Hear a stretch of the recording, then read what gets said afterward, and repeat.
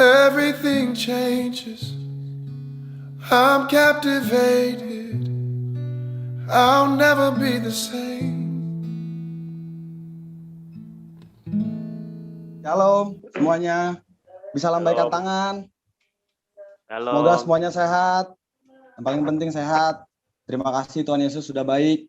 Mau kita bisa berkumpul kembali untuk ibadah hari ini dengan tema hati sebagai Bapa.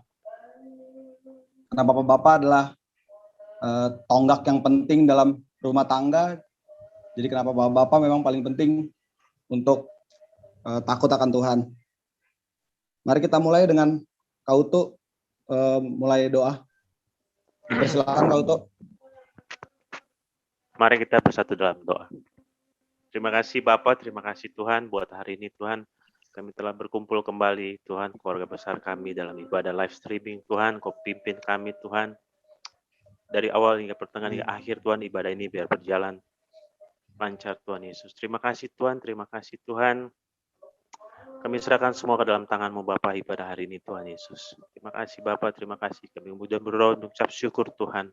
Haleluya. Amin.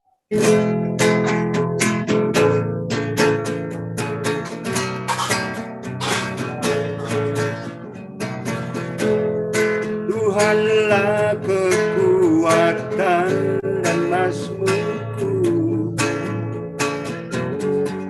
Dia gunung batu dan keselamatanku. Hanya padamu hatiku percaya,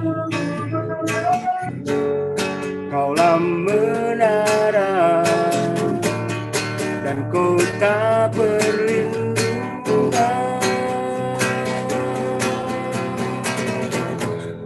Ku mau selalu bersyukur sebab cintamu padaku takkan pernah berubah.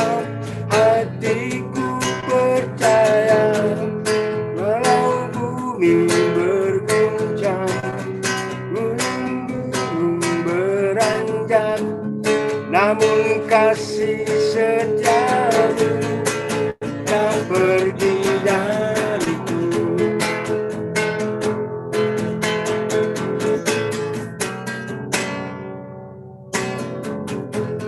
Tuhanlah kekuatan dan mazmurku,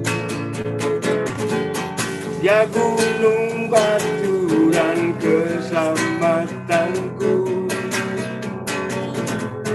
Hanya padamu hatiku percaya, Kaulah menara dan kota perlindungan. Oh, ku mau selalu bersyukur sebab cintamu padaku takkan pernah berubah. Hatiku percaya walau bumi berguncang, gunung-gunung beranjak, namun kasih setiamu tak pergi dariku. Walau bumi bergunung,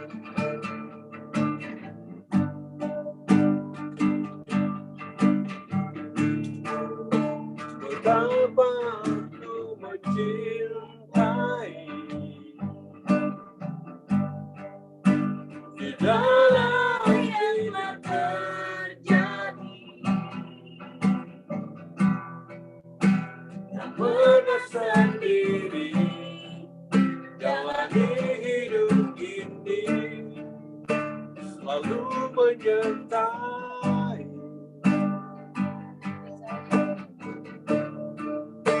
Betapa aku mencintai segala yang ada.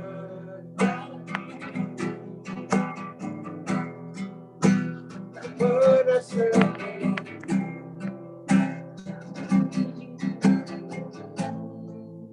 Selalu menyertai.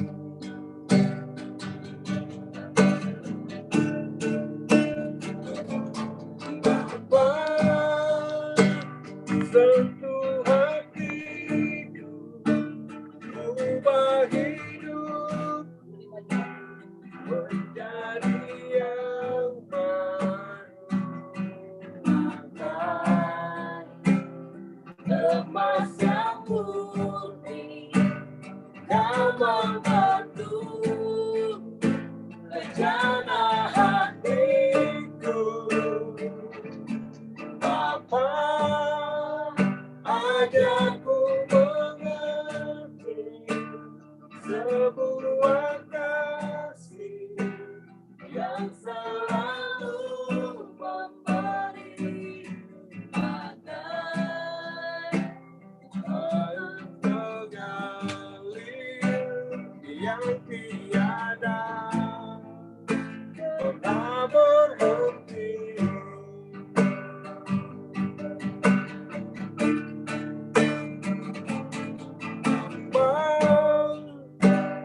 Sentuh hatiku, ubah hidupku menjadi yang baru. Bagai emas yang murni, kau membentuk wacana hatiku. Bapa, ajarku mengerti sebuah kasih yang selalu memberi bagai air mengalir yang tiada pernah berhenti.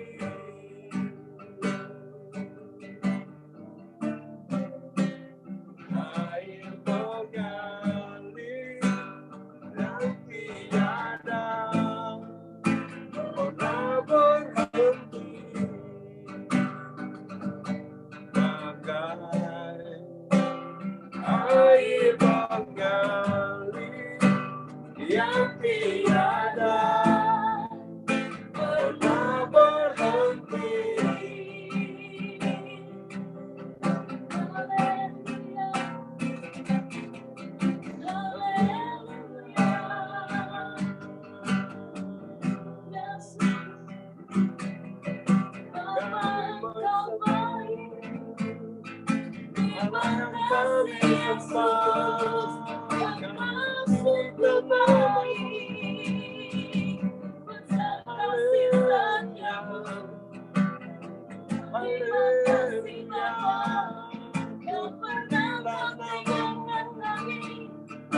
Yang dahsyat bagi hidup kami. Haleluya. Terpujilah namamu, terpujilah namamu. Haleluya.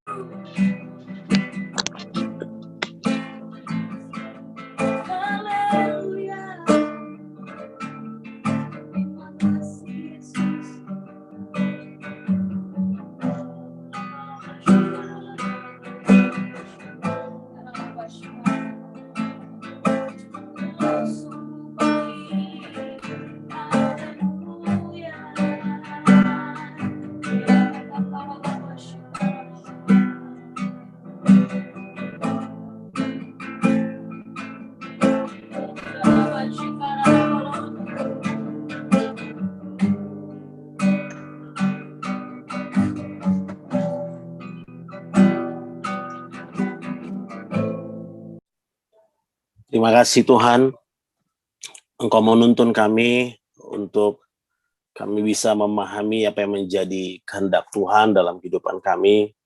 Biar nama-Mu ditinggikan dan dipermuliakan di atas segalanya. Berbicaralah bagi setiap kami, sehingga kami diberi pemahaman dan pengertian untuk memahami apa yang menjadi kehendak Tuhan dalam kehidupan kami. Terima kasih Bapa di sorga. Nah, dalam nama Tuhan Yesus kami ucap syukur dan berdoa. Haleluya. Amin. Shalom semua. Hari ini sungguh luar biasa ya. Kita membahas tentang kalau kita bahasanya biasa kita sebut sebagai pelayanan pembapaan atau father and son relationship. Jadi hubungan bapa dan anak gitu. Kenapa father and son relationship itu menjadi penting? Karena ini adalah akar dari segala sesuatu di dalam membangun keluarga, bahkan membangun sebuah kehidupan dalam bergereja. Nah, masalah terbesar di dunia ini adalah ketika orang-orang tidak mengalami pembapaan atau fatherless ya. Fatherless itu sebenarnya bukan ketiadaan bapa, tapi lebih tepatnya adalah punya bapa, tapi bapaknya tidak berfungsi jadi bapa. Itu fatherless. Sekali lagi, fatherless itu bukan ketiadaan bapa karena bapaknya meninggal atau meninggalkan dia, tidak. Tapi fatherless itu adalah punya bapa, tapi bapaknya tidak berfungsi jadi bapa. Ada bapak yang cuma ngasih uang buat anaknya. Ya, tiap minggu dia kasih, bahkan jumlah yang dia kasih juga tidak sedikit, banyak. Tetapi apakah itu menjawab kebutuhan yang mendasar dari sebuah pembapaan? Jawabannya adalah tidak menjawab. Jadi presence atau kehadiran seorang bapak itu jauh lebih penting daripada semua yang dapat bapak berikan. Jauh lebih penting dari semua yang mampu seorang ayah sanggup berikan. Nah, seorang pria itu menjadi penting untuk kita pahami bahwa begini, sebenarnya kalau kita mau belajar tentang pembapaan, kita sepakat dulu dengan satu hal. Pembapaan itu bukan soal gender. Ya, pembapaan itu bukan soal pria atau wanita. Tetapi pembapaan itu adalah lebih kepada sebuah fungsi. Dan karena itu fungsi, berarti yang harusnya terjadi adalah fungsi pelayanan pembapaan itu. Bagaimana kasih Bapa, karya Bapa itu nyata dalam kehidupan setiap daripada kita. Nah, saya akan buka dulu dari Maleakhi. Kalau kita bicara kitab Maleakhi jangan takut ya, kita nggak ngomong perpuluhan, tenang aja, tenang. Tapi kita ngomong buah sulung gitu, yang lebih dalam lah gitu ya. Nggak, Maleakhi pasal 4 ya. Kayaknya kalau Maleakhi pasal 3 semua langsung tahu ini bicara apa gitu ya. Nah, kita Maleakhi pasal 4 ya. Kitab Maleakhi adalah kitab terakhir di Perjanjian Lama, di mana ada satu message penting yang Tuhan taruh. Sampai kemudian setelah kitab Maleakhi selesai, Tuhan tidak berbicara kepada umat manusia, kepada bangsa Israel khususnya, kurang lebih 400 tahun. Jadi 400 tahun itu disebut dalam teologi itu lebih kepada silent moment ya. Adalah waktu-waktu berdiamnya Tuhan. Tuhan tidak ngomong apapun selama 400 tahun, sampai kemudian muncullah perjanjian baru. Oke. Nah, apa pesan terakhir di Perjanjian Lama? Saudara akan kaget bahwa pesan terakhir di Perjanjian Lama dan pesan di awal Perjanjian Baru itu sama. Pesannya gini, Maleakhi pasal 4 ayat 5-6. Sesungguhnya, aku akan mengutus Nabi Elia kepadamu, menjelang datangnya hari Tuhan yang besar dan dahsyat itu. Maka ia akan membuat hati bapak-bapak berbalik kepada anak-anaknya dan hati anak-anak kepada bapak-bapaknya, supaya jangan aku datang memukul bumi sehingga musnah. Wow. Nah, ada terjadi satu kegagalan terbesar dalam peradaban manusia di Perjanjian Lama, di mana bapak hatinya tidak pada anaknya, anak hatinya tidak pada bapaknya. Makanya firman Tuhan berkata, ia mau membuat hati bapak-bapak berbalik kepada anak-anaknya dan hati anak-anak kepada bapak-bapaknya. Karena begini, kalau hubungan bapak dan anak ini tidak pulih, firman Tuhan bilang, maka apa saja yang dikerjakan oleh seorang anak maupun bapaknya nggak akan berhasil. Karena firman Tuhan bilang begini, supaya jangan aku datang memukul bumi sehingga musnah. So, bumi adalah berbicara tempat di mana kita berada, tempat di mana kita tinggal, tempat di mana kita menghasilkan sesuatu, tempat kita mengerjakan sesuatu. Nah, kenapa ada banyak bapak ataupun anak yang tidak pernah pulih, kemudian mengerjakan segala sesuatu, tidak pernah sampai kepada kemaksimalan yang mereka sanggup kerjakan. Kenapa? Karena ada broken relationship. Ada satu hubungan yang rusak, ada hubungan yang gagal, sehingga hubungan ini perlu dipulihkan. Nah, satu-satunya cara untuk dapat memulihkan ini adalah hati bapa harus kembali kepada anak, anak harus kembali kepada bapa. Gini, bapa itu artinya adalah, ke dalam bahasa Ibrani itu adalah sumber. Itu bapa. Bapa itu adalah Aba. Jadi Aba itu artinya adalah sumber. Dalam konteks bahasa Yunani, bapa itu artinya fundus. Yang kemudian diterjemahkan, bapa itu adalah foundation atau dasar berdirinya sebuah bangunan. Ini dia. Maafkan saya harus bicara gini buat saudara. Sehebat apapun seorang wanita dapat menghandle anaknya sendirian atau bisa disebut sebagai single mother, nggak akan pernah bisa menggantikan fungsi seorang bapak.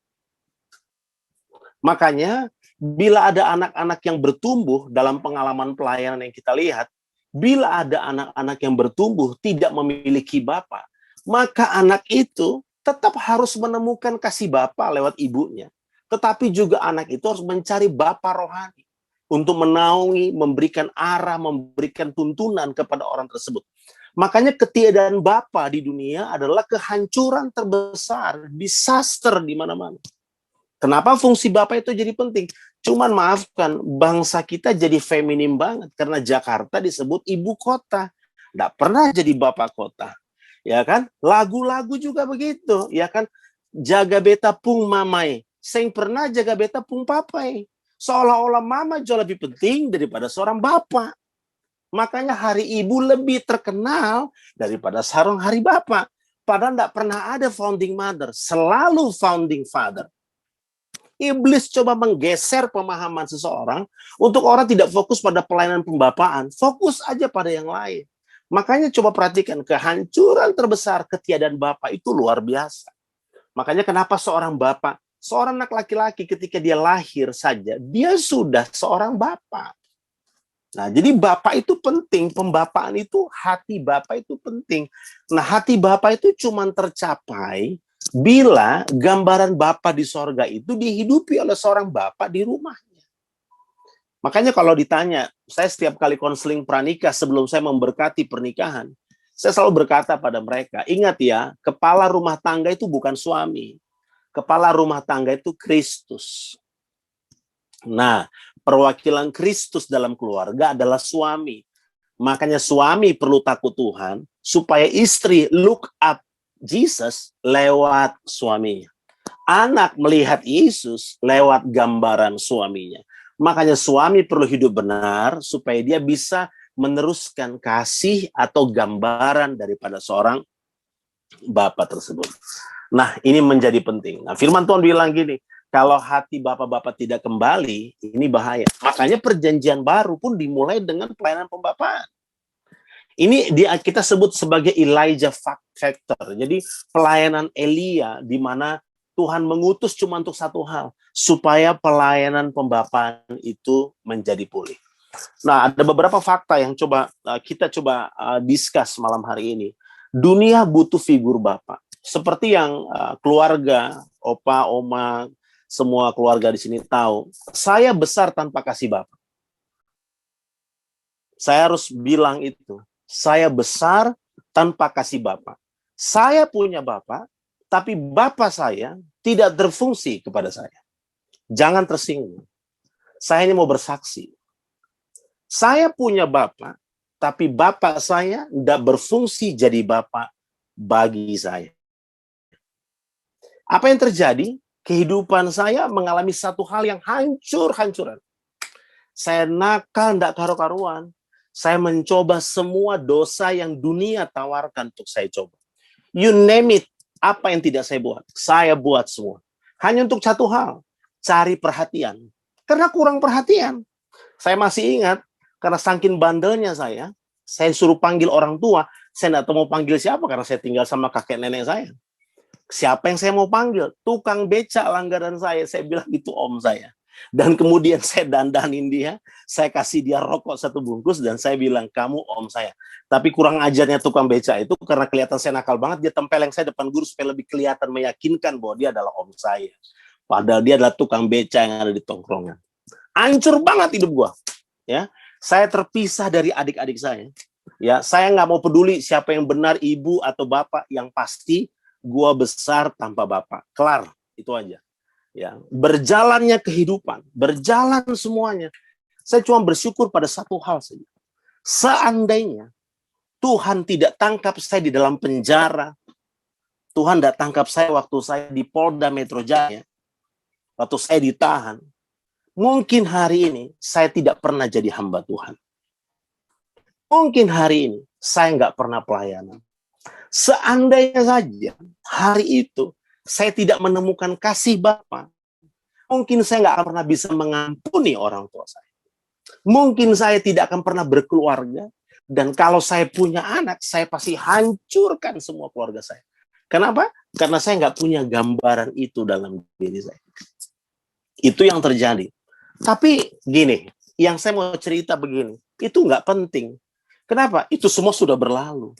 Itu semua jadi sebagai catatan penting dalam perjalanan kehidupan, sampai kemudian apa yang menjadikan saya hari ini.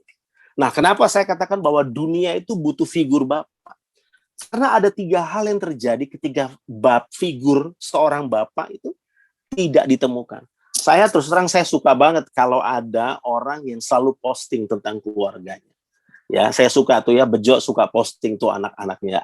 I'm so happy gitu, karena saya berasa gini, this what a family gitu. Harusnya seperti itu. Bagaimana mereka berjalan dengan keluarga, berjalan karena waktu kecil saya nggak tahu dengan saudara-saudara yang lain. Tapi karena saya nggak pernah punya pengalaman itu, makanya waktu saya bertobat, takut Tuhan, yang pertama saya lakukan adalah saya harus pulih dalam gambaran ini. Supaya kita bisa menjadi contoh bagi generasi kita. Ada 3. Kalau figur Bapak tidak ada dalam keluarga, dan figur Bapak tidak ditemukan, ada 3. Yang pertama, seorang anak akan kehilangan identitas. Ini dia. Seorang anak akan kehilangan identitas. Untuk several times, saya nggak tahu identitas saya. Saya akui. Tuhan tahu, saya sampaikan ini tidak ada maksud apa-apa. Saya mau cerita firman Tuhan yang relate dengan apa yang saya alami. Tapi saya bersaksi kepada saudara, saya diberkati Tuhan ketika saya pulih juga dengan ayah saya. Saya juga melakukan hal tersebut, walaupun itu bukanlah hal yang mudah untuk saya kerjakan. Begitu saya yakin juga dengan adik-adik saya, termasuk almarhum adik saya nomor 3. Seorang anak kehilangan identitas. Saya berdoa, karena gini, perceraian itu adalah hantaman terbesar bagi generasi. Perceraian itu adalah hantaman terbesar bagi generasi. Ya kan? Karena orang tua yang tidak dewasa dalam membangun keluarga. Makanya penting nih buat kita generasi muda yang belum menikah dan akan menikah. Pilihlah mereka bukan cuma karena keren, karena ganteng, karena kalau kamu turun mobil dia buka pintu, kamu masuk ke mall dia bukain pintu, kamu salut karena dia selalu bukain pintu buat kamu. Karena jangan-jangan mungkin pekerjaannya doorman gitu ya, dia selalu buka-buka pintu gitu. Jangan salut karena dia cantik, karena ganteng. No. Penting untuk kita dilayani gitu, ya. Dilayani tentang hal ini. Seorang anak akan kehilangan identitas. Menurut sebuah survei ya, majalah Times ya, kita pasti pernah dengar ya, majalah Times di Amerika. Dikatakan begini, hampir semua korban homoseksual, LGBT, lesbian, dan semua itu terjadi karena mereka tidak memiliki bapak. Nggak ada gambaran bapak. Bahkan beberapa film-film keras yang kita nonton, film-film action, Seringkali ditanya kenapa kamu dalam penjara. Mereka selalu terluka oleh Bapak, ketiadaan Bapak. Dan dikatakan begini, mereka tidak memiliki Bapak yang kuat dan tidak bisa memberikan identitas dalam hidup mereka. Kenapa kita punya fam di belakang? Itu identitas. Bahwa kita adalah anak si A. Makanya the family name, whatever it is, itu adalah identitas. Nah, kenapa identitas itu nggak cuma sekedar family name? Identitas itu juga warisan ilahi. Apa yang dapat Bapak berikan? Bukan uang, saudaraku. Bukan uang, bukan harta, bukan deposito, tapi teladan kehidupan. Itulah yang anak butuhkan dari seorang Bapak. Lebih dari sekedar harta, lebih dari sekedar uang. Kehadiran seorang Bapak, di mana anak butuh dipeluk, di mana mereka butuh untuk dituntun, di mana mereka butuh ditegur. Makanya gini, kalau mau lihat kualitas anak di luar sana, lihat bagaimana dia di dalam rumah. Sederhana. Kalau mau lihat kualitas seseorang di luar, lihat bagaimana dia di rumah. Kalau di rumah itu kebun binatang, kalau di rumah itu piring pecah, kalau di rumah itu hal-hal yang tidak membangun, jangan heran ketika mereka di luar sana, mereka adalah gambaran refleksi dari apa yang ada di rumah. Makanya penting sekali kita pulih dalam hal tersebut. Nah, sementara gini, kenapa dikatakan punya Bapak yang tidak kuat akan mengalami kehilangan identitas? Karena gini, sementara setiap anak punya kecenderungan selalu membanggakan bapaknya. Ini penting ini ya. Setiap anak pasti punya kecenderungan untuk banggain bapaknya gitu. Dan selalu meniru apa yang bapaknya lakukan. Saya bersyukur talenta musik saya pasti dari bapak saya. Ya, walaupun dia kurus ya, dia luar biasa. Kalau pengangkatan pasti bapak saya terangkat nomor 1, Rapture ya, karena lebih ringan dari yang lain gitu ya. Ya kan, saya punya bakat musik, itu turun ke anak saya yang nomor 2, si Ben ya. Sekarang dia main musik dengan luar biasa. Itu turun, itu salah satu. Tetapi ada masa ketika saya remaja dan sebagainya, saya nggak bisa banggakan sesuatu waktu saya belum pulih. Ini waktu saya belum pulih. Saya nggak bisa banggain bahwa ini talenta ini dari bokap gue. Kenapa? Karena saya nggak pernah besar dengan bapak saya. Padahal di usia itu adalah usia di mana seorang anak harus membanggakan bapaknya. Itu sebabnya ketiadaan figur bapak itu kehancuran terbesar bagi seorang anak. Makanya kenapa hati bapak itu perlu ada. Saya tahu bahwa tidak ada bapak yang sempurna. Tapi karena kita nggak sempurna, saya pun tidak sempurna. Kita perlu dekat dengan Tuhan. Supaya apa?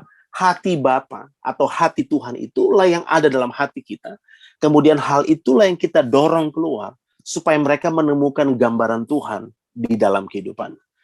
Nah, makanya kalau Bapak itu berfungsi, Bapaknya akan selalu, maka anak itu akan selalu meniru apa yang Bapaknya lakukan. Coba perhatikan tingkah laku anak-anak kita. Cara dia jalan sedikit banyak mirip bapaknya, ya kan? Cara dia tidur, cara dia makan, bahkan usil-usilnya pasti ada mirip-mirip dengan bapaknya. Kenapa? Ya itulah anak dengan bapak. Nggak mungkin mirip tetangga, ya kan? Pasti mirip bapaknya. Itu udah pasti gitu. Ya, saya lihat anak saya usil-usilnya ya sedikit banyak ya. Makanya orang bilang buah itu nggak jatuh jauh dari pohonnya.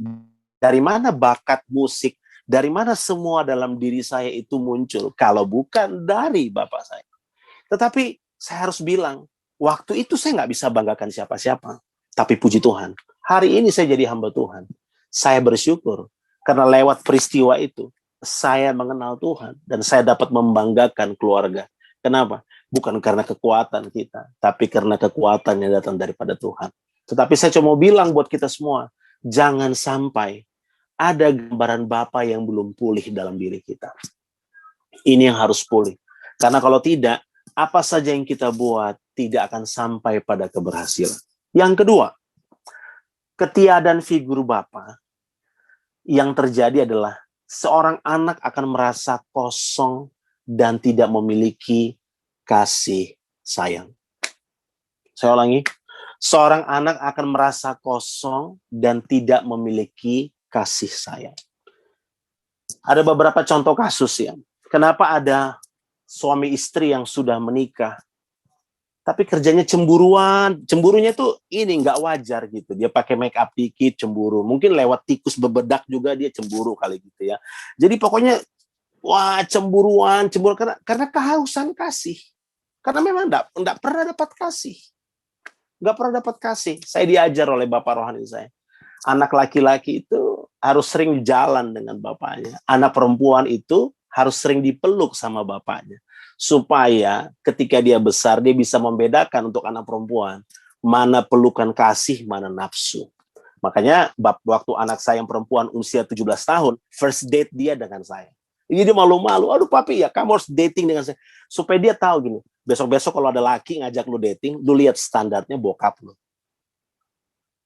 First date-nya adalah saya. Dia date dengan saya, dia harus lihat bagaimana saya memperlakukan dia, apakah dia menjadi wanita sesungguhnya, ataukah saya memanfaatkan dia untuk kepentingan saya.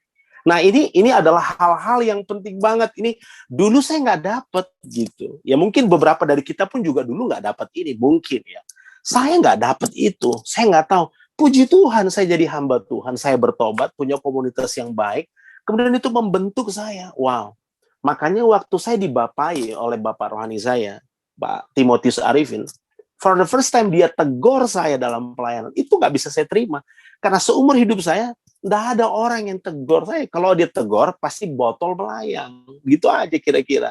Ya kan, karena usus pendek kita ini gitu loh. Tapi tiba-tiba ada orang yang tegur, ya kan. Cara berdirinya salah, bayangkan.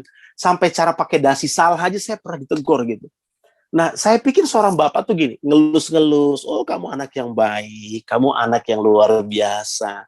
Bapak tuh nggak bakal tegur. Kenapa? Karena saya dari kecil nggak pernah ditegur oleh seorang bapak. Jadi saya nggak tahu teguran seorang tua yang penuh kasih itu seperti apa. Saya nggak punya gambaran. Sehingga pada waktu seseorang yang saya anggap adalah bapak rohani saya, menegur saya, itu jadi pergumulan terbesar. Tapi sejak hari itulah saya belajar bahwa saya tidak pernah kehilangan Bapa. Karena Bapa di sorga selalu ada bersama dengan kita. Berita yang saya bawa selalu ketika kita layani generasi muda, saya selalu bilang gini, kalau Bapamu di dunia mengecewakan, ada Bapa di sorga yang tidak pernah mengecewakan kamu. Kalau Bapa rohanimu bahkan meninggalkan kamu, ada Bapa di sorga namanya Tuhan Yesus yang selalu siap memeluk kamu kapan saja. Dan kita bersyukur untuk hal itu. Dan gini, dia akan merasa kosong kalau tidak ada Bapa, merasa kosong dan tidak memiliki kasih sayang. Makanya contohnya salah satu adalah suami istri yang sudah menikah tapi masih cemburuan gitu ya.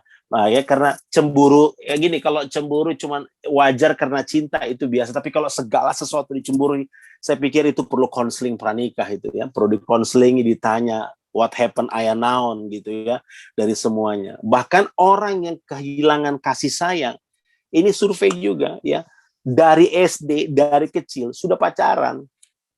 Ya. Kenapa dia pacaran? Karena proses pencarian jati diri. Dia ingin mencari jati diri. Dia butuh dikasihi, dia butuh disayangi. Beda dengan anak-anak sekarang yang full cinta dari orang tuanya. Full dikasih papa mama, selalu pergi makan bareng, duduk sama-sama, pergi kemana-mana sama-sama. Dia nggak butuh cinta yang dunia tawarkan. Ketika dia harus mencintai seseorang, dia tahu standarnya. Tapi seorang yang tidak punya dapat kasih Bapa, dia akan berusaha segala sesuatu. Makanya terjadi free sex, terjadi MBA, married itu dia kenapa? Karena accident, pernikahan karena kecelakaan. Kenapa semua terjadi? Free sex kenapa terjadi? Karena itu adalah upaya untuk mencari kasih sayang. Mereka nggak tahu kasih sayang. Yang dunia tawarkan kasih sayang itu begitu. Makanya setiap kali Valentine ada begitu banyak, ini saya mau bilang aja, ada begitu banyak anak wanita yang kehilangan keperawanannya ketika Valentine. Kenapa?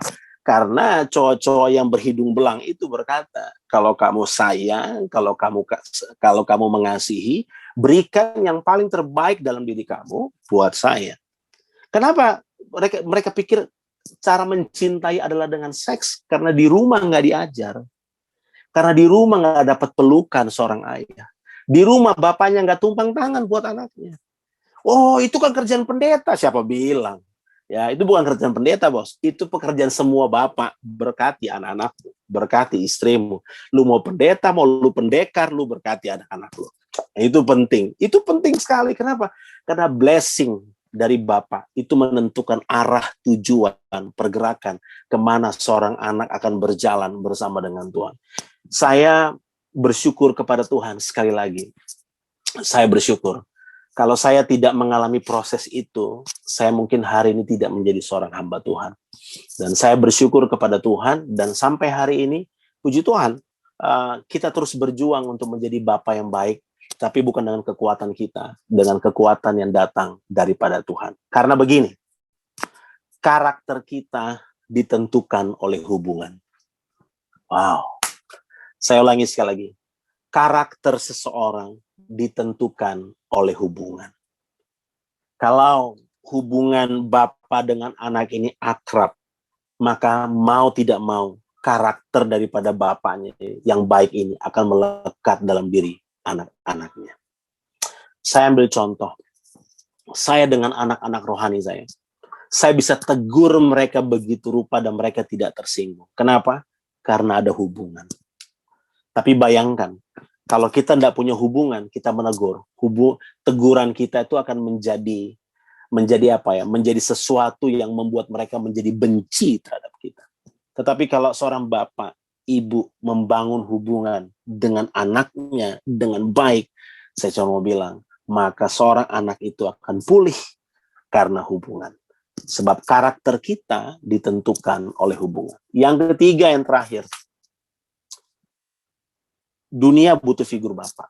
Ya, yang ketiga, apa yang terjadi kalau figur bapak tidak ditemukan? Yang ketiga adalah seorang anak kehilangan tujuan hidup. Saya pernah berpikir saya kehilangan tujuan hidup saya. Saya nggak tahu saya mau jadi seperti apa. Ya, ketika saya nakal, saya ditahan, saya pikir hidup saya sudah selesai. Saya nggak tahu tujuan hidup saya. Saya pikir saya masih punya harapan. Nggak pernah mimpi jadi hamba Tuhan. Ini sesuatu yang nggak pernah saya pikirkan, jujur aja. Kalau jadi musisi itu pengen gitu. Tapi kalau jadi hamba Tuhan, kayaknya jauh banget gitu.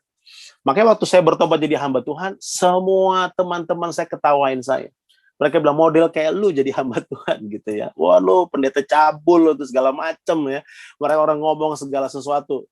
Kenapa? Karena kayaknya nggak, ya karoseri model begini kayaknya nggak cocok gitu loh jadi pendeta gitu ya. Modelnya begini kayaknya nggak cocok gitu, nggak pas gitu. Karena memang saya kehilangan tujuan hidup, jujur aja. Kehilangan tujuan hidup. Karena tidak ada hal tersebut. Tapi sekali lagi, karena Yesus itu sayang sama kita. Dialah yang memberikan saya tujuan dalam hidup saya. Sampai kemudian saya menjadi seorang yang ada hari ini. So guys, penting gak sih hati Bapak? Jelas sangat penting. Saya udah bilang, ini baru 3 aja. Ada 3 hal yang membuat anak hancur dalam kehidupannya bila ketiadaan figur Bapak. Pertama, seorang anak akan kehilangan identitas. Yang kedua, seorang anak akan merasa kosong dan tidak memiliki kasih sayang. Dan yang ketiga, seorang anak akan memiliki kehilangan tujuan hidup. Berapa banyak kita dibesarkan dengan perkataan-perkataan kebun binatang. Berapa banyak kita dibesarkan dengan hal-hal yang tidak baik. Tapi saya beritahu, ketiadaan Bapak, fatherless itu bukan bapaknya nggak ada. Ada, tapi bapaknya tidak berfungsi menjadi seorang bapak. Saya sampaikan beberapa fakta. Dr. Lauren dari Amerika, seorang peneliti tentang behavior, dia berkata begini, ketidakhadiran seorang ayah, saya pelan-pelan saya sebutkan, ketidakhadiran seorang ayah lebih dari kemiskinan dan menyebabkan anak-anak di bawah umur jatuh dalam kejahatan. Saya ulangi, ketidakhadiran seorang ayah lebih daripada kemiskinan. Jadi kalau kita berpikir miskin itu adalah kutuk, nggak punya uang, nggak punya doi, nggak bisa bikin apa-apa, semua dipikir so selesai, so kelar tuh hidup, saya mau bilang itu bukan apa-apa. Ketiadaan Bapa itu jauh lebih parah daripada segala kemiskinan yang ada. Karena apa? Survei. Di penjara hampir 95% orang yang masuk penjara karena ayahnya yang nggak benar. Saudara boleh cek. Saya pernah menjadi koordinator pelayanan penjara LP Kerobokan Bali. Saya tangani Bali 9 waktu itu. Pernah dengar kasus Bali 9? Andrew Chan itu teman saya. Karena saya yang baptis dia juga. Lalu kemudian Andrew Chan dengan seluruh dia sudah dihukum mati. Juga ada Michelle Corby waktu itu. Jadi saya sebagai koordinator pelayanan penjara dari GBI Rock Lembah Pujian Bali. Nah, yang saya lakukan adalah setiap Rabu saya ketemu mereka. Saya tanya mereka, so guys, why you are here? Ya, karena mereka itu bukan, saudara tahu enggak? Mereka itu yang Bali 9 itu bukan orang miskin, bukan orang susah. Mereka tuh orang the have di Australia. So waktu saya ke Australia, satu kali waktu saya ketemu dengan salah satu teman daripada korban Bali 9. So, saya ngobrol dengan mereka di sana. Dan mereka bilang, they are rich people. Mereka bukan orang susah. Mereka bukan orang miskin. Cuman bapaknya nggak benar. Sehingga mereka coba cari sensasi. Dia bawa tuh narkoba. Ya kan? Dia bawa narkoba. Dia sudah tahu, dia akan ditangkap di Bali karena sudah ada yang laporkan. Tapi nggak apa-apa. Hanya untuk cari perhatian dari orang tuanya. Mungkin kalau saya ditangkap, dia pikir gini. Saya wawancara Andrew Chan waktu itu. Mungkin kalau saya ditangkap, orang tua saya akan peduli dengan saya. Mungkin orang tua saya akan tegur saya dan mulai tanya saya apa kabar kamu dan sebagainya dan sebagainya. Itu yang diharapkan, tapi dia nggak pernah berpikir jauh bahwa gara-gara hal tersebut dia dihukum mati sekian tahun ke depan. Ini yang saya mau bilang. Ketiadaan seorang bapak itu membuat anak tuh kehilangan tujuan hidup. Dia ini seorang, boleh saya ngomong, dia ini seorang salah satu pemuji juga. Pemuji di mana? Di Hillsong, di Sydney. Ya, saya ingat Andrew kasih saya kaset-kaset dari Hillsong Ministry. Dia kasih saya, coba Ray, coba kamu dengerin dan sebagainya. I'm blessed. Tapi kematian dia itu cukup memukul dia puji Tuhan, dia pergi pulang ke rumah Bapak dalam keadaan dia sudah bertobat. Tapi saya mau bilang, 95% orang yang masuk penjara itu karena ayahnya nggak benar. Halo para ayah, shalom. Ada bapak saya di sini, Bapak Endi. Ya, ada bapak-bapak yang lain di sini. Ada orang tua yang lain. Ketika saya ngomong ini, jadi bapak yang benar. Hadirlah buat anak-anakmu. Hadir. Saya menemukan, saya melayani. Ada banyak anak yang terbuang di luar sana. Dan mereka bukan nggak punya talenta. Mereka berkarunia, mereka punya talenta. Tapi hidup mereka hancur-hancur. Salah anaknya, bukan. Bapaknya nggak berfungsi.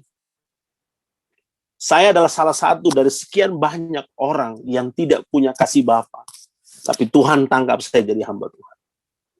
Saya selalu bilang buat adik-adik saya, come on, hidup benar ya.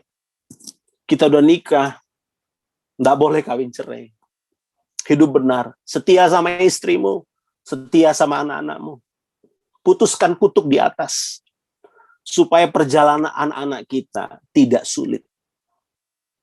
Kalau orang tuanya hidup benar, kalau orang tuanya mengalahkan generasi, dia mengalahkan raksasa di generasinya, maka perjalanan anaknya akan jauh lebih mudah. Tapi kalau orang tua tidak pernah mengalahkan raksasa di generasinya, dia akan mewariskan raksasanya ke generasi berikut. Dan perjalanan anak-anak kita akan jauh lebih berat dari apa yang orang tuanya pernah lakukan. Praise God. Hal ini mendidik kita semua. Hati Bapa, saya bersyukur dengan tema ini. Sebab hati Bapa itu adalah pancaran kasih Tuhan dalam kehidupan kita. Satu lagi tulisan dari Dr. Martin berkata gini.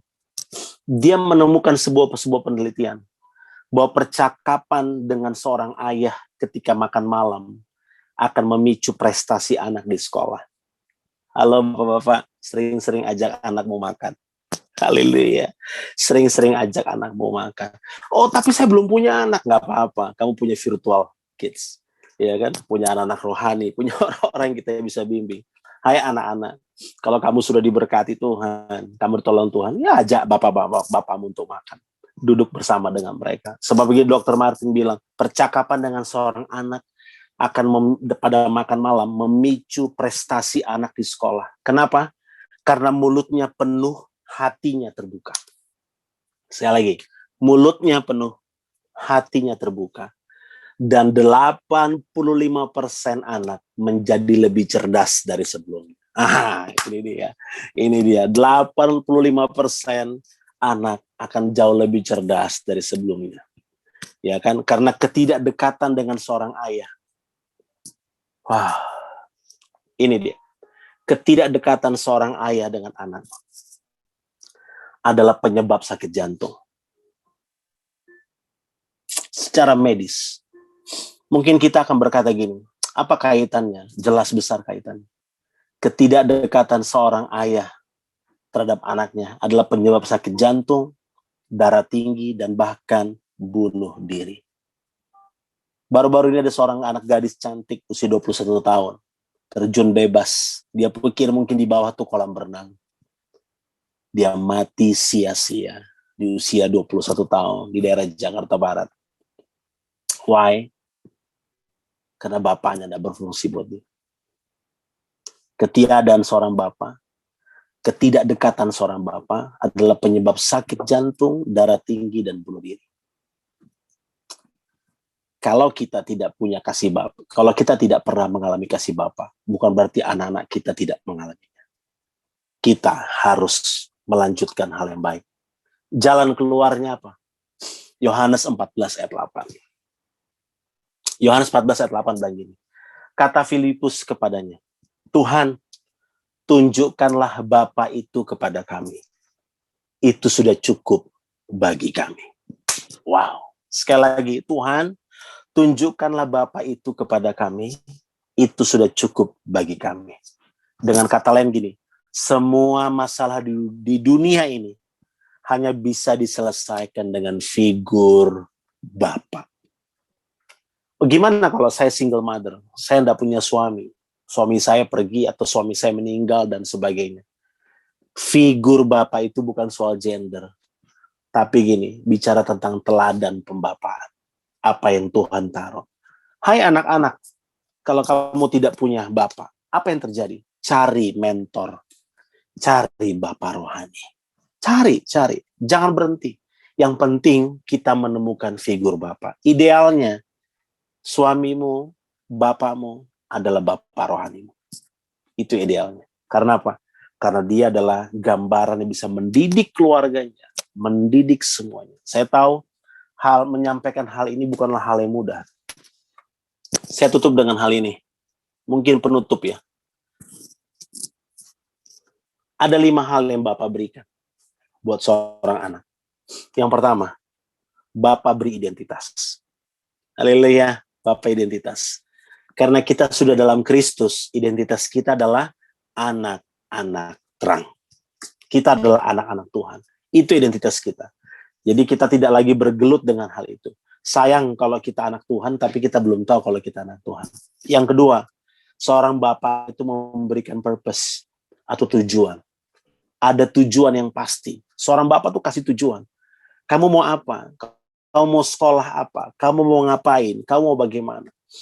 Puji Tuhan, anak saya yang paling besar, dia semester 7 di psikologi Atmajaya. Ya, dia ambil psikologi Atmajaya. Tugas saya seorang bapak, karena dia adalah anak perempuan, adalah mengarahkan dia. Ya, mengarahkan dia, kasih tujuan buat dia. Kamu harus begini, kamu akan buat begini. Kamu lakukan ini dan itu. Dan dia akan magang sebentar lagi. Dia akan mungkin lulus tahun depan dan sebagainya. Tapi saya cuma bilang buat saudara, bahwa tugas seorang bapak adalah kasih tujuan, purpose, tujuan hidup. Yang ketiga, seorang bapak itu, apa yang bapak berikan? Bapak itu memberikan visi, arah. Dia memberikan tujuan juga, ya, memberikan visi. Kamu akan jadi seperti apa? Perkatakan perkataan yang positif buat anak-anak kita. Perkatakan, kamu dikasihi, kamu dicintai, kamu diterima, kamu tidak pernah ditinggalkan. Kasih Tuhan melimpah atas dirimu.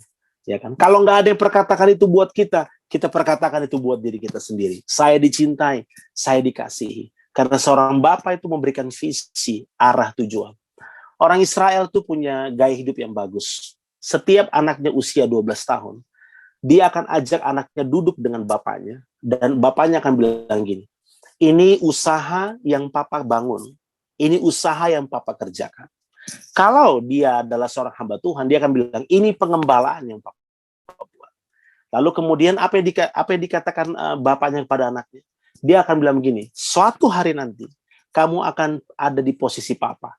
Kamu akan melanjutkan apa yang papa lakukan. Nah, ini dia. Jadi seorang ayah itu memiliki visi. Kenapa 12 tahun? Itu usia akil balik.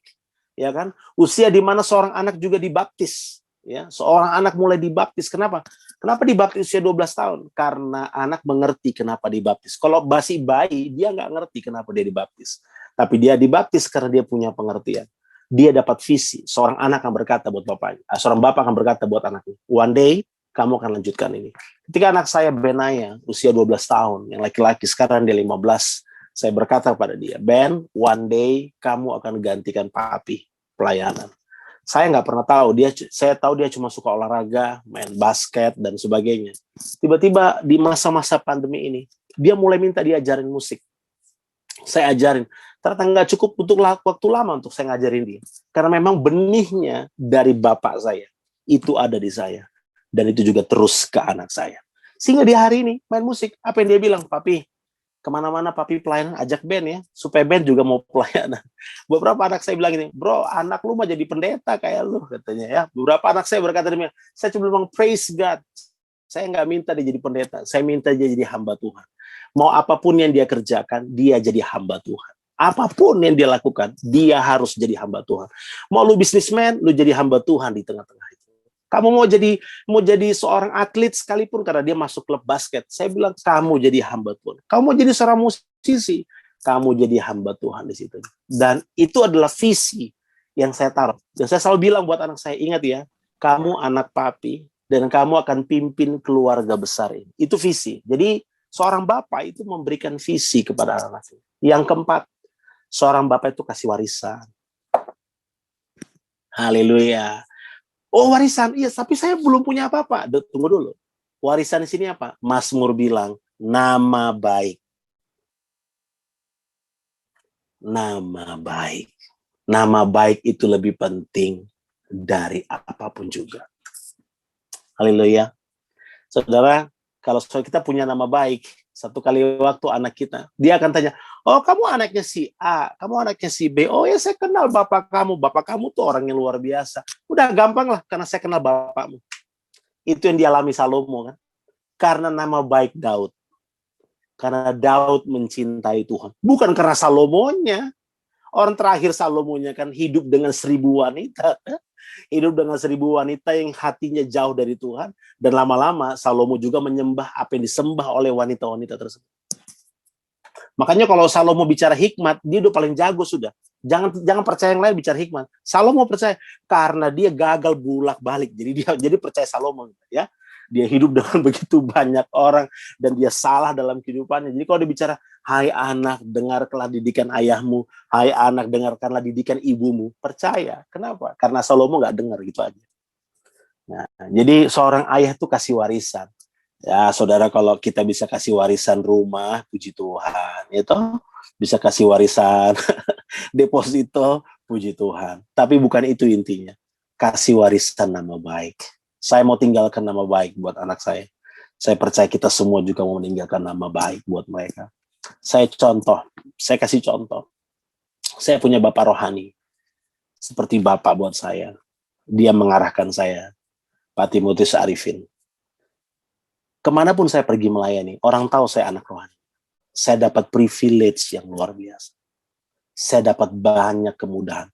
Padahal saya nggak buat apa-apa. Cuman karena orang tahu, saya anak rohani dari seorang Timotius Arifin. Saya cuma pikir gitu ya. Yang nggak ada hubungan darah. Bayangkan kalau kita yang hidup benar, kita bukan cuma sekedar warisi hal yang rohani, tapi hal-hal yang spektakuler pada generasi kita.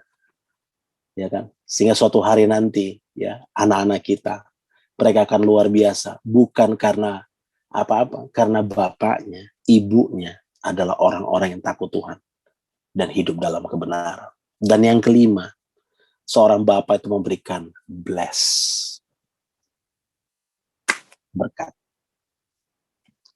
Galatia 4 ayat 4 sampai yang ke-7. Tetapi setelah genap waktunya, maka Allah mengutus anaknya yang lahir dari seorang perempuan dan takluk kepada hukum Taurat. Ia diutus untuk menebus mereka yang takluk kepada hukum Taurat, supaya kita diterima menjadi anak. Dan karena kamu adalah anak, maka Allah telah menyuruh roh anaknya ke dalam hati kita, yang berseru, ya Abba, ya Bapa. Jadi kamu bukan lagi hamba, melainkan anak-anak. Jikalau kamu anak, maka kamu juga adalah ahli waris oleh Allah. Di dalam Kristus, saya dan kita semua dalam keluarga besar ini, kita dimampukan Tuhan untuk memanggil dia Abba, ya Bapa. Karena apa? Karena dia adalah sumber segala sesuatu. Karena di dalam Bapa itu terdapat unlimited source, sumber yang tidak terbatas. Di dalam Bapa itu terdapat unlimited vision, ada visi yang nggak terbatas, ada unlimited grace, ada kasih karunia yang tidak terbatas, ada unlimited hope, ada pengharapan yang tidak terbatas. Next kita akan bahas tentang manhood. Tapi saya mau coba bilang, hai para pria-pria, berfungsilah jadi seorang bapak, hai ibu-ibu, berikanlah hati bapak kepada anak-anakmu dan kepada generasi. Karena begini, seorang pria itu kenapa disebut sumber? Sedikit aja saya buka. Kenapa seorang pria disebut sumber? Makanya gini, pria itu dalam pernikahan paling tidak suka kalau digurui oleh istrinya. Ya kan? Udahlah, kamu tahu apa sih? Udah kamu enggak tahu apa-apa. Sudah Jo, kita lebih tahu dari Ngana. Kenapa? Karena memang pria itu dari awal sudah ditakdirkan jadi guru. Pria itu pengajar. Pria itu guru. Jadi kalau dia gagal mengajar, wanita bertindak. Nah, kemudian orang berpikir, oh ini perempuan dominan. Tidak ada perempuan dominan. Yang ada laki-laki yang tidak berfungsi. Oh kasihan. Ya. Laki-laki yang tidak berfungsi, maka wanita ambil peran. Wanita akan ambil peran. Karena pria tidak berfungsi. Makanya ketika pria dinasehati, seringkali pria nggak gampang untuk menerima. Kenapa? Karena memang dia adalah sumber. Dia Abba. Dia sumber. Dia harusnya mengajar anaknya. Dimana ketika setiap kali anaknya butuh apa-apa, butuh penghiburan kepada bapaknya. Makanya ketika anak tidak menemukan figur itu di rumah, itu tadi yang saya katakan. Mereka akan cari sensasi di luar sana. Mereka akan cari pembenaran demi pembenaran. Tapi puji Tuhan, saya tidak sempurna. Dan kita semua tidak ada yang sempurna. Tuhan Yesus yang sempurna. Kita bersyukur bahwa malam hari ini kita dipersatukan sebagai orang-orang yang sudah pulih. Nah, kita bersyukur juga gini. Hati Bapa itu harus kita berikan kepada generasi kita. Saya tutup dengan satu kesaksian. Waktu saya mengampuni orang tua saya, itu bukanlah hal yang mudah bagi saya pada waktu itu. Karena saya tidak pernah minta kehidupan saya dan adik-adik saya terpisah satu dengan yang lain. Saya tidak pernah meminta perjalanan kehidupan saya seperti itu. Tapi saya tahu satu hal, Tuhan Yesus selalu punya rencana yang baik. Dan apa yang saya putuskan, waktu saya masuk jadi hamba Tuhan, saya cuma bilang ini, saya akan berusaha Tuhan, saya akan cari cara untuk saya bisa mengampuni orang tua saya. Puji Tuhan, saya punya waktu yang cukup baik sekarang ini. Khususnya, saya bisa teleponan dengan my old man, ya. Minggu lalu telepon, tanya kabarnya, bagaimana dan di mana dia sekarang dan sebagainya. Tanpa hard feeling, tanpa ada rasa benci, tanpa ada rasa dendam. Karena apa? Karena yang ada tinggal kasih Tuhan, nggak ada yang lain. Nah, saya sadar betul, saya pun tidak akan pernah ada di muka bumi hari ini tanpa orang tua. Itu sebabnya, guys, yuk kita pulih. Kita perlu hati Bapa. Dan kalau kita adalah seorang orang tua yang suka mengeluarkan kata-kata yang tidak membangun buat anak-anak kita, kita tarik perkataan itu dan minta ampun dalam nama Yesus. Kalau kita suka ucapkan kata-kata, wah dasar anak kurang ajar ya. Zaman dulu kan suka ada perkataan begini, mama, ya kalau saya bilang mama berarti mama saya, ya. Mama rugi melahirkan anak seperti kamu, gitu kira-kira. Ya kan? Kalau mungkin kita sempat ngomongin kayak begitu. Kalau mungkin kita bilang, oh dasar anak gak berguna, anak kurang ajar, yuk cabut perkataan itu. Ya, saya suka bilang sama teman-teman, anak gua nih nggak bisa diem bro, lompat sana, lompat sini, memang nakal banget. Jangan bilang nakal, kamu penginjil, haleluya. Karena penginjil tuh kerjanya lompat sini, lompat sana, ya kan? Pergi satu kota, kota yang lain. Bilang buat anak kamu kreatif. Ya, jangan perkatakan hal yang negatif. Walaupun nggak mudah, karena seringkali masih bocor juga gitu, masih tanpa disengaja. Mungkin kita lagi kesal sama anak kita ngomong hal yang negatif gitu. Tapi yuk ucapkan berkat.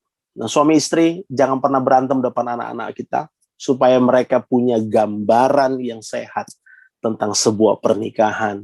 Sehingga anak-anak kita satu kali bilang gini, kalau gue cari istri kayak nyokap gue, kalau gue cari seorang suami kayak bokap gue. Mereka full of love di dalam rumah mereka, penuh dengan cinta, penuh dengan kasih karunia. Nggak ada yang mustahil dalam Tuhan. Nggak ada yang mustahil. Orang bilang impossible. Tapi kata Tuhan, I am possible. Tuhan Yesus berkati. Shalom. Amin. Puji Tuhan. Tepuk tangan yuk untuk Tuhan Yesus yuk. Terima kasih Daniel untuk sharingnya malam hari ini.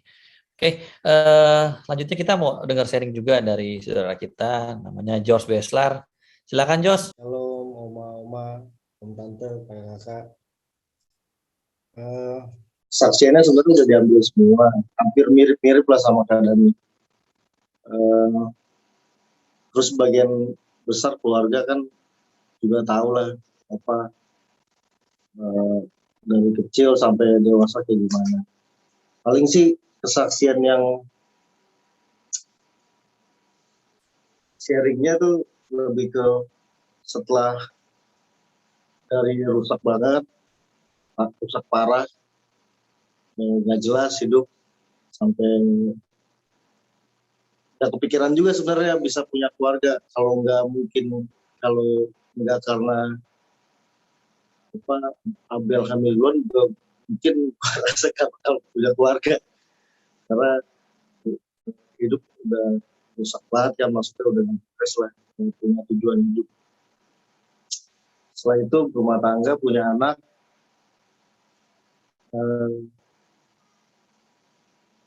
pas Gio umur 3 bulan sakit parah karena saluran pernapasan yang berfungsi dengan baik. Terus di situ tuh kan sempat janji sama Tuhan, ampun deh kapok gitu, nggak akan macem-macem lagi, biarin deh mau kayak gimana di bawah nonton terserah. Terus singkat cerita kembali dengan harapan besar ke Bali sama Abel, sama Gio, berharap bisa perbaikin hidup, karena kebetulan juga ketemu orang tua, ketemu kakak juga di sana. Tetapi ternyata memang karena dari kecil nggak pernah bareng-bareng sama orang tua, nggak pernah bareng-bareng sama kakak, malah di situ timbul masalah. Sebelumnya kita nggak pernah punya masalah, malah di situ malah timbul masalah pas dekat, ribut, gede apa segala macam, sampai akhirnya balik ke Jakarta yang sempat 2 minggu kerja freelance segala macam, sampai puji Tuhan ada jalan kerja dari KB di Job Security. Dari yang tadinya nggak punya penghasilan, yang penghasilannya masuknya cuma beberapa kan, pemasukannya yang nggak jelas, sampai punya penghasilan, puji Tuhan. Di situ malah setelah punya penghasilan, dulu sebelum nikah, sebenarnya flashback dulu, sebelum nikah dulu sempat kan punya janji kalau berumah tangga tuh nggak mau macam-macam. Kalau bisa jangan sampai kayak bokap nyokap, karena saya pun kan sebenarnya korban dari perceraian rumah tangga itu sendiri. Setelah nikah, malah pas udah dapat kerja yang benar, dapat pemasukan yang jelas setiap bulannya lumayan, puji Tuhan, sangat memberkati, malah di situ mulai hidupnya nggak benar, malah ngerusak sosok bapak itu sendiri di rumah tangga saya, nyakitin istri, nyakitin Georgia,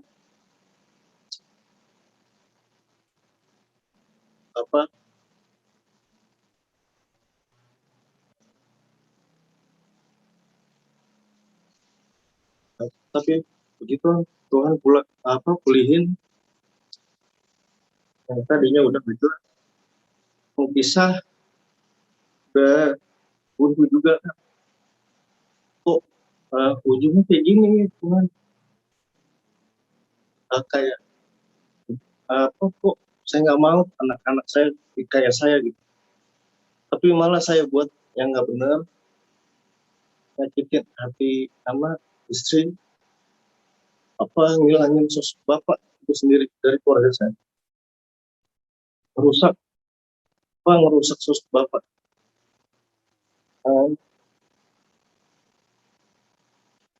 Berat untuk bisa pulih lagi, bertahun-tahun, mungkin juga nggak gampang sih. Awalnya dari tadi nggak mau ngomong gini karena pasti malu, maunya kelihatan rumah tangga baik-baik aja, tapi kalau dari tadi saya pikir-pikir, kayaknya harus berbagi ini karena mungkin juga bisa jadi berkat untuk keluarga yang lain, supaya nggak sama ngelakuin yang sama kayak yang saya lakuin, nyakitin hati istri, nyakitin hati anak. Intinya mau lagi sementara untuk memperbaiki sosok bapak itu sendiri di rumah tangga saya. Yakin, percaya Tuhan pasti kasih jalannya, Tuhan pasti pulihkan.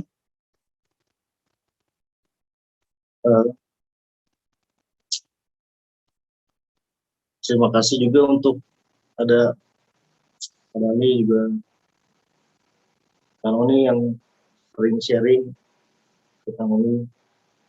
Maksudnya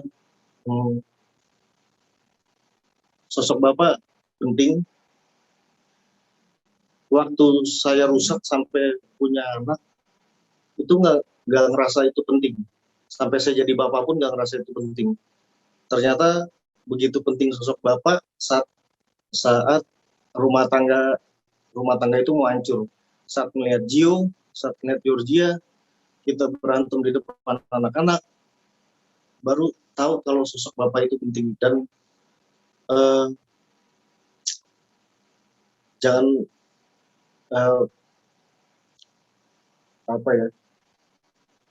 yang sebelumnya nggak pernah mau untuk merusak sosok seorang bapak yang punya janji pribadi untuk hidup benar, malah rusak. Memang pilihan saya sendiri karena brengsek, tapi Tuhan udah pulihin. Sebenarnya sharing ini bukan untuk niat menggurui, apalagi di sini semua lebih tua dari saya, tapi intinya Tuhan kasih rumah tangga, Tuhan kasih anak, Tuhan kasih berkat, kasih kesehatan, ya dijaga baik-baik dan hidup takut Tuhan aja sih, supaya nggak tersesat aja sih sharing.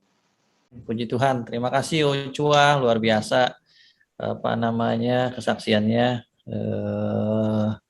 Pastinya kita diberkati sekali dengan kesaksiannya tadi Cua, karena kita percaya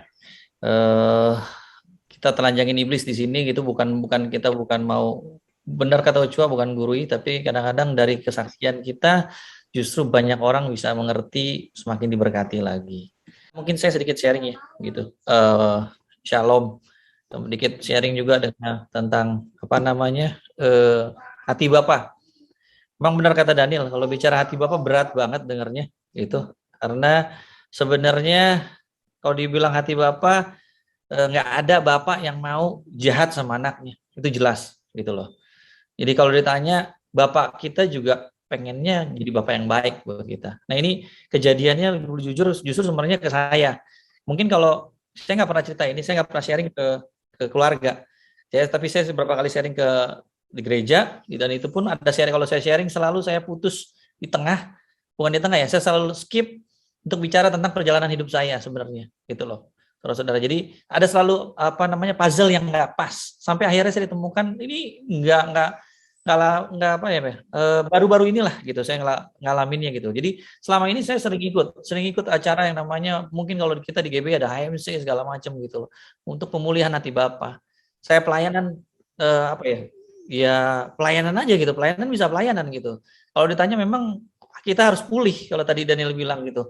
Kalau ditanya orang-orang mungkin kalau saudara-saudara udah tahu kali ya, saya hidupnya muda gimana, kurang lebih hampir sama tuh mau Ucua. Kita satu rumah dulu mau Ucua, ya kan. Jadi kalau ditanya hidupnya bagaimana, bahkan mikir untuk besok aja nggak bisa, nggak ada pikiran gitu. Kalau ditanya mimpi untuk, jangankan mimpi jadi orang, mimpi untuk bisa ada 2 hari ke depan aja nggak ada gitu loh, saudara-saudara. Jadi saat itu kalau singkat cerita, saya jalan kehidupan itu benar-benar karena kebaikan Tuhan gitu. Nah, itu aja waktu saya diubahkan, dipulihkan sama Tuhan sampai bisa melayani saat ini. Saat saya pelayanan selalu ada satu yang kurang dalam kehidupan saya tanpa saya sadari gitu loh, Bapak Ibu. Jadi saya itu lahir dari orang tua yang pelayanan, bukan lagi Kristen mungkin ya gitu. Papa mama melayani, tapi tanpa sadar saya kehilangan sosok bapak.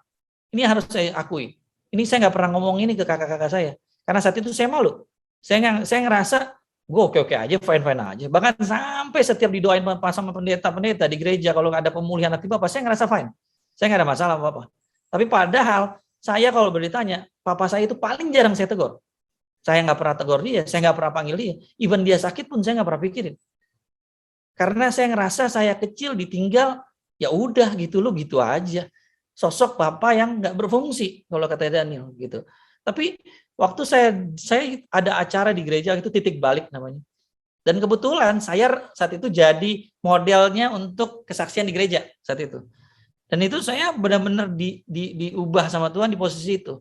Diminta gini loh. Saya kalau mau pelayanan titik balik, kalau saya mau memulihkan orang, saya harus pulih. Saat itu Tuhan nggak tahu, ini udah pasti rencana Tuhan. Jadi Tuhan itu ngasih tahu kalau saya itu belum pulih. Sampai satu momen tiba-tiba dari salah satu pendeta ngomong gitu loh. Kalau sebenarnya nggak ada bapak yang mau jahat sama anaknya gitu. Saat itu saya sempat ngerasin hati, saya bilang ini, tapi emang bapak gue pernah ngeliat gue. Ini istri saya sampai ngomong sama saya, kamu harus ampunin papa kamu. Hubungi papa, tanya kabarnya, minta maaf. Jujur ya, waktu saya disuruh minta maaf, berat banget. Karena saya mikir gini, itu bukan salah gue. Gue nggak pernah cari. Pernah nggak sih dia WhatsApp gue?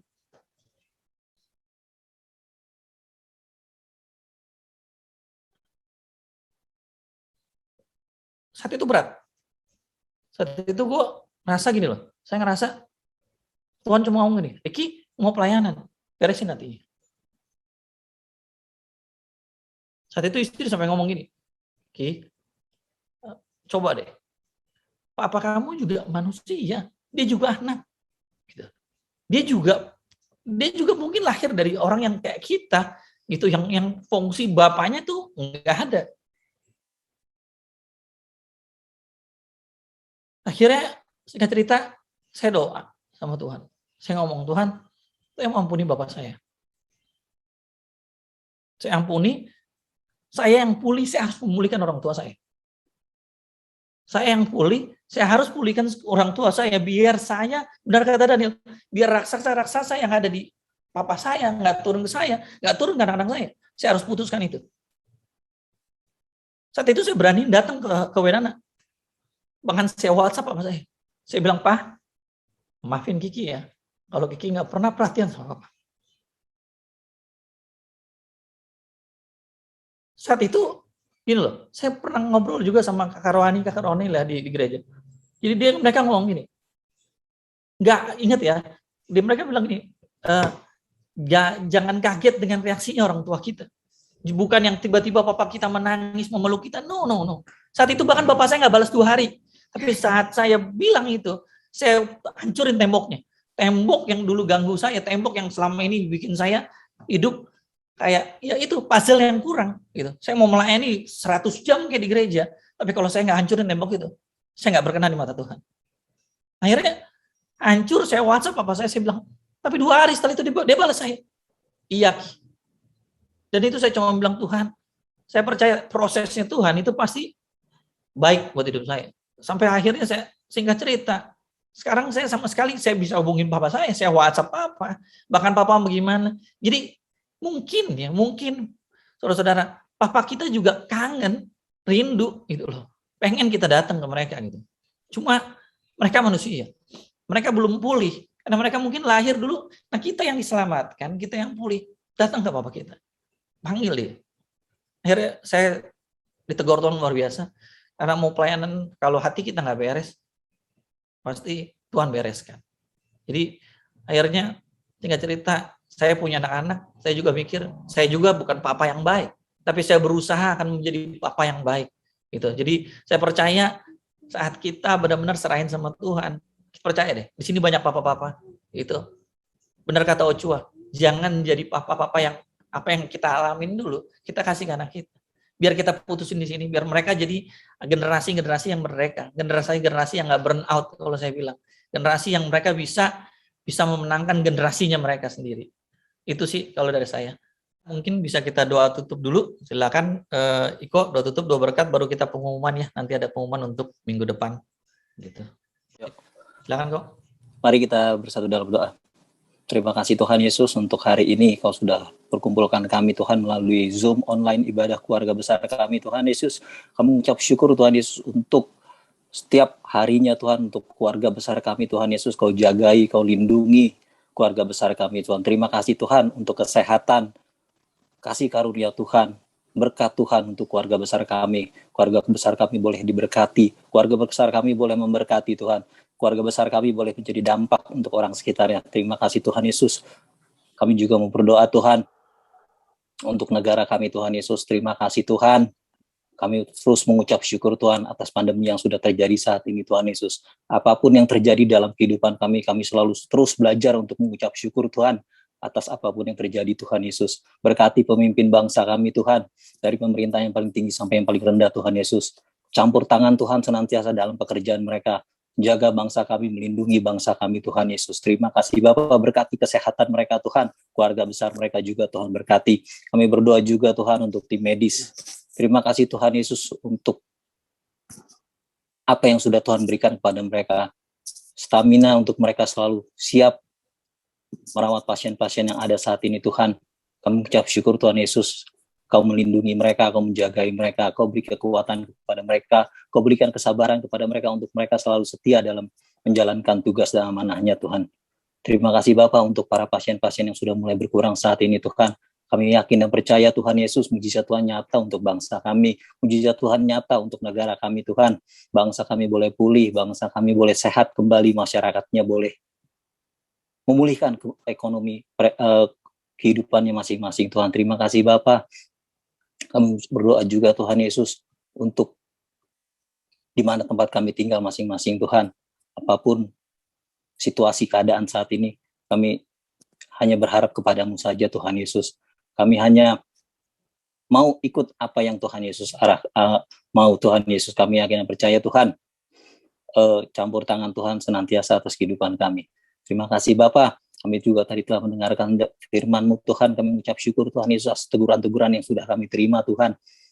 Kami mau belajar menjadi hati seorang Bapa Tuhan. Kami mau menjadi Bapa yang baik. Kami mau memberkati keluarga kami Tuhan. Kami mau menjaga keluarga kami dengan baik seturut dengan kehendak-Mu saja Tuhan Yesus. Berkati Dani, Tuhan Yesus yang sudah membawakan firman tadi, Tuhan, berkati pelayanan dia, keluarga dia, anak dia, Tuhan Yesus, kiranya damai sejahtera Tuhan selalu melimpah atas keluarganya, Tuhan. Terima kasih Bapa. Inilah doa kami, hanya di dalam nama Tuhan Yesus kami telah berdoa dan mengucap syukur. Haleluya. Silakan Dani untuk doa berkat. Tuhan, kami mau melepaskan berkat atas orang tua kami, atas semua bapak-bapak yang ada. Bahkan mereka mungkin yang tidak lagi bersama dengan kami, mungkin sudah pulang ke rumah Bapak. Kami berdoa terima kasih. Kami hanya bisa mengucap syukur untuk semua didikan, untuk semua arahan. Kami tahu Tuhan, orang tua kami melewati hal-hal yang tidak mudah di zamannya. Dan mungkin karena ketidaktahuan mereka coba memimpin generasinya. Tapi kami berdoa, kami bersyukur, karena benih ilahi yang datang daripada Tuhan lewat orang tua kami. Kami ada di muka bumi hari ini. Tuhan, terima kasih buat ibu kami. Terima kasih buat kakak kami, adik-adik kami. Dan kami berdoa Tuhan, aku berdoa buat setiap bapak di tempat ini. Untuk setiap pria secara khusus Tuhan. Tolong kami Tuhan, bahwa kami diperhadapkan dengan segala hal di dunia ini yang berpotensi membuat kami jatuh, membuat kami gagal dalam banyak hal. Tetapi kami tahu kasih yang turun dari Bapa itu mengalahkan segala ketakutan. Terima kasih, berkati anak-anak kami Tuhan, berkati generasi muda di keluarga besar ini Tuhan. Agar anak-anak kami penuh dengan kasih Bapa, sehingga mereka akan mengarungi kehidupan mereka sampai ketika mereka menikah dengan anugerah dan kasih yang datang daripada Tuhan. Terima kasih, ampuni segala keteledoran, kesalahan kami. Ampuni segala hati yang tidak baik. Dan kami berdoa Tuhan, berkat dari Engkau mengalir dalam kehidupan kami. Terimalah berkat yang datang daripada Tuhan Yesus Kristus, yang telah memberkati kita semua. Apa saja yang kita pegang dan dengan tangan kita di dalam kebenarannya, Tuhan buat menjadi berhasil bahkan berlipat kali ganda. Tuhan memberkati kesehatan kita, Tuhan memberkati ekonomi kita, Tuhan memberkati keluarga kita, Tuhan memberkati anak-anak, pernikahan, rumah tangga diberkati, orang tua kita diberkati, keluarga besar kita diberkati. Tuhan menetapkan langkah-langkah orang benar. Tuhan juga yang menuntun kita untuk apa yang harus kita putuskan dan kerjakan. Tuhan menghadapkan wajahnya dan memberikan kasih karunia bagi setiap kita. Diluputkannya mara bahaya, maut kecelakaan, perlindungan serta penyertaan Tuhan melekat dalam kehidupan orang percaya. Terimalah berkat ini yang datang daripada Tuhan Yesus Kristus yang telah memberkati kita semua, berkata, amin.